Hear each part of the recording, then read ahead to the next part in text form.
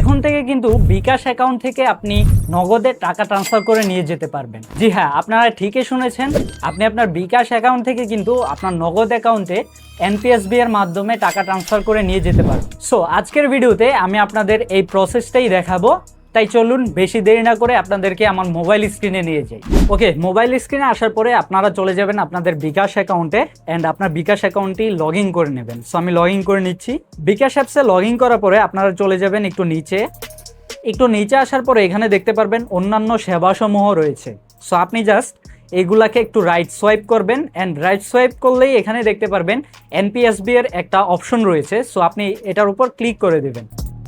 NPSB এর উপর click করার পরে এখানে আপনি তিনটা অপশন দেখবেন। এখান থেকে আপনি যে জাস্ট হচ্ছে এমএফএস অ্যাকাউন্ট নামের যে অপশনটা রয়েছে সেটার উপর একটা ক্লিক করবেন। ক্লিক করার পরে এখানে হচ্ছে আপনাকে আপনার নগদ অ্যাকাউন্টটা যোগ করে নিতে হবে বা এমএফএস অ্যাকাউন্ট যোগ করে নিতে হবে। সো আমি অলরেডি করে রেখেছি, আমি আপনাদেরকে দেখাচ্ছি কিভাবে আপনারা এটা যোগ করে নেবেন। সো আপনারা এইখানে আসার পরে আপনারা পেয়ে যাবেন এমএফএস অ্যাকাউন্ট যোগ করুন, এরকম একটা অপশন পেয়ে যাবেন। আপনি সিম্পলি এটার উপর একটা ক্লিক করবেন। সো ক্লিক করার পরে আপনাদের কিন্তু এরকম তিনটা অপশন দেখাবে। এখানে ট্যাপ, রকেট এবং নগদ অপশন পেয়ে যাবেন। সো আপনি জাস্ট নগদের উপর ক্লিক করবেন। ক্লিক করার পরে এখানে আপনাকে আপনার অ্যাকাউন্টটি যার ভোটার আইডি কার্ড দিয়ে খুলেছেন তার ফেসটাকে ভেরিফাই করে নিতে হবে। সো আমি ভেরিফাই করে নিচ্ছি। এখান থেকে শুরু করুন এই অপশনটাতে একটা ক্লিক করবেন। এখানে ক্লিক করার পরে আপনাকে আপনার ফেসটাকে ভেরিফাই করে নিতে হবে তাদের নির্দেশনা অনুযায়ী। সো এখানে বলতেছে যে মুখ খুলে হাসুন। সো আপনি মুখ খুলে হাসবেন। তারপরে বলতেছে যে বাম কাঁধের দিকে তাকান। সো আমি বাম কাঁধের দিকে তাকাচ্ছি। এখন বলতেছে স্থির ক্যামেরার দিকে তাকান। সো আমি স্থিরভাবে ক্যামেরার দিকে তাকিয়ে থাকবো। অ্যান্ড আমার কিন্তু এই ফেসটা ভেরিফাই করা প্রক্রিয়াধীন অবস্থায় চলে যাবে। সো একটু অপেক্ষা করার পরে এখানে কিন্তু এরকম একটা মেসেজ আসবে, আপনার ফেস ভেরিফিকেশনটি ভেরিফাই হয়ে গেছে বা সফল হয়েছে। দেন এখানে আপনি অপশন পেয়ে যাবেন এগিয়ে যান নামে, এটার উপর আপনি ক্লিক করবেন। ক্লিক করার পরে এখানে প্রথম অপশনটাতে আপনি অ্যাকাউন্ট নাম্বারটা দিয়ে দিবেন, মানে আপনার যে নগদ অ্যাকাউন্ট নাম্বারটা রয়েছে সেই নাম্বারটা এখানে দিয়ে দিবেন।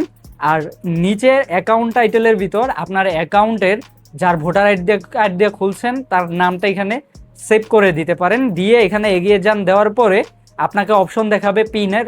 আপনি জাস্ট আপনার বিকাশ অ্যাকাউন্টের পিনটা দিয়ে ট্যাপ করে ধরে রাখলেই দেখতে পারবেন আপনি যে এমপিএসবি নাম্বারটি এখানে দিয়েছিলেন সেটি সেভ হয়ে যাবে। সেভ হওয়ার পরে আপনাদেরকে আবারও সেমভাবে হোম পেজে নিয়ে আসবে। দেন হোম পেজ থেকে আপনারা একটু নিচে চলে যাবেন। নিচে যাওয়ার পরে আবারও সেই অন্যান্য সেবাসমূহ খুঁজে বের করবেন। দেন এটাকে রাইট সোয়াইপ করবেন, এখান থেকে এনপিএসবির উপর ক্লিক করবেন।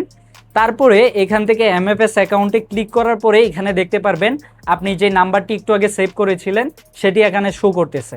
সো আপনি জাস্ট ওই নাম্বারের উপর আবার ক্লিক করবেন।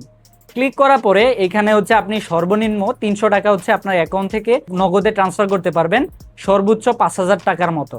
সো আপনি জাস্ট এখানে যত পাঠাতে চাচ্ছেন তত লিখে দিবেন। সো আমি এখানে 300 লিখে দিচ্ছি। তারপরে আপনারা বিকাশ থেকে যেভাবে টাকা ট্রান্সফার করেন ঠিক সেইভাবে টাকাটা ট্রান্সফার করবেন। সো এখান থেকে এগিয়ে যাওয়ার উপর ক্লিক করবেন। ক্লিক করার পরে এখানে আপনার পিনকোড নাম্বারটা দিয়ে দিবেন। সো আমি পিনকোড নাম্বারটা দিয়ে দিচ্ছি। পিনকোড দেওয়ার পরে এখান থেকে পিন কনফার্ম করুনের উপর একটা ক্লিক করবেন।